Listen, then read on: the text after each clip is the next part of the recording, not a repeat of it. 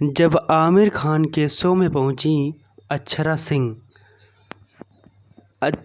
पहुंची आमिर खान के शो में जब, तो आमिर खान ने प्यार के बारे में ही पूछना शुरू किया। तो अक्षरा सिंह से पूछा कि पवन सिंह कौन है। और पवन सिंह को तो अक्षरा सिंह जानती हैं कि पवन सिंह तो उनके पहले प्यार हैं, जो कि आमिर खान का यही वो शो था। और पवन सिंह और अक्षरा सिंह की जोड़ी तो पूरी दुनिया में मशहूर थी, और क्या जोड़ी लगती थी उस समय।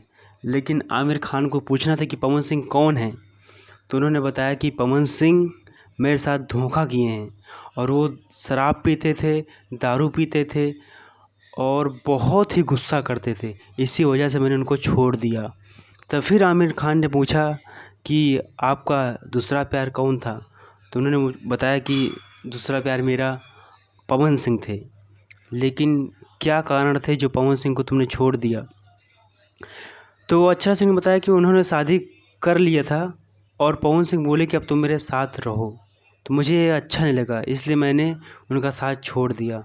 और पवन सिंह ने मुझे बहुत बड़ा धोखा दिया, और मैं सह नहीं पाई।